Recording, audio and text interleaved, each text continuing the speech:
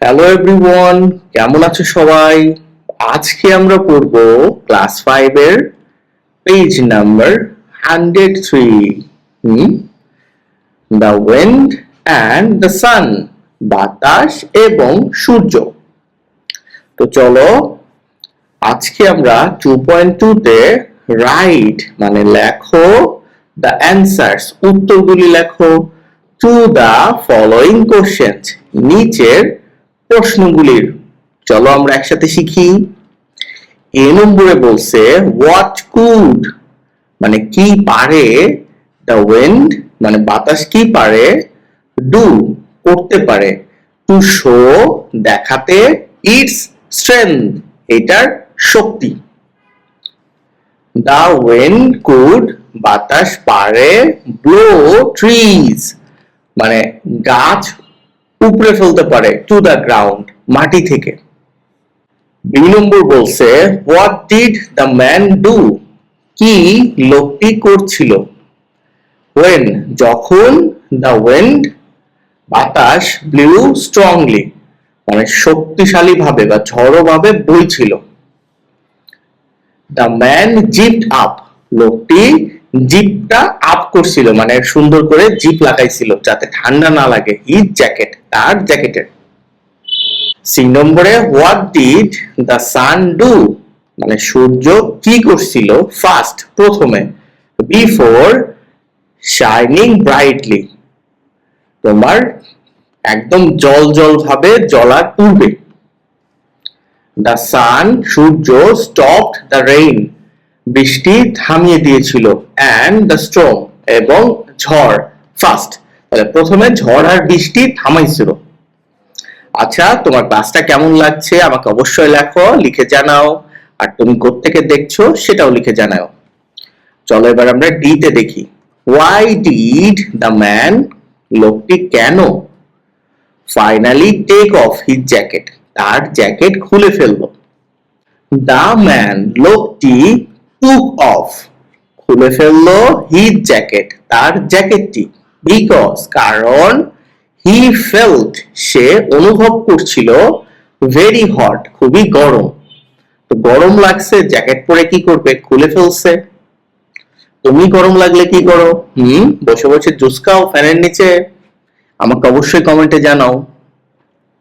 ই নম্বর বলছে if you were যদি তুমি হও দ্য ম্যান মানে লোকটি হতে, ইন দ্য স্টোরি গল্পে, হাউ উড ইউ ফিল তুমি কি অনুভব করতে, অ্যাবাউট দ্য সাডেন চেঞ্জ মানে হঠাৎ পরিবর্তন সম্পর্কে বা পরিবর্তন নিয়ে, ইন ওয়েদার আবহাওয়ার পরিবর্তন নিয়ে তুমি কি করতা, সারপ্রাইজ হয়ে যাইতা যে এরকম কেন হচ্ছে, এই বৃষ্টি হলো, এই আবার রোদ হইছে।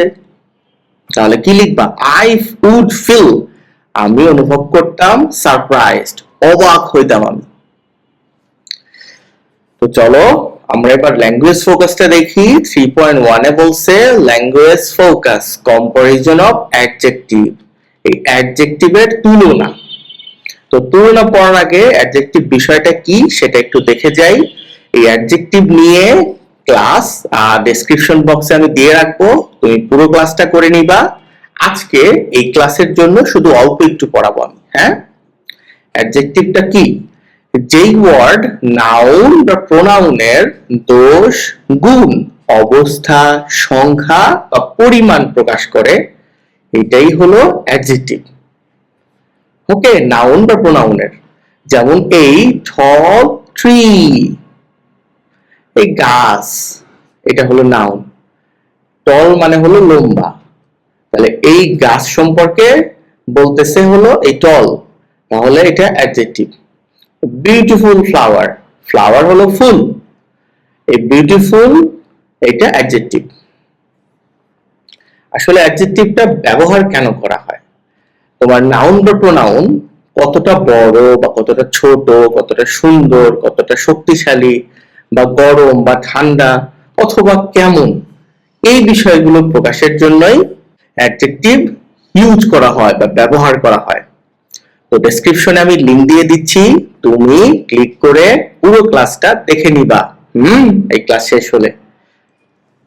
চলো লুক অ্যাট মানে তাকাও, দ্য ফলোইং ওয়ার্ডস এই নিচের এই শব্দগুলো, ইউজড ইন দ্য টেক্সট যেটা এই টেক্সটে লেখা হয়েছে বা তোমার এর মধ্যে ব্যবহার করা হয়েছে।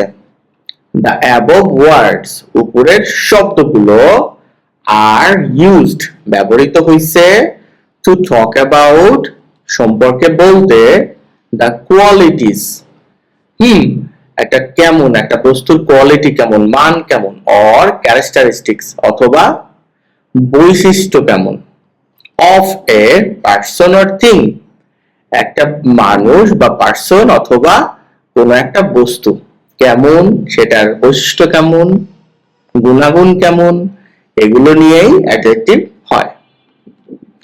These are adjective, এগুলো হলো অ্যাডজেক্টিভ।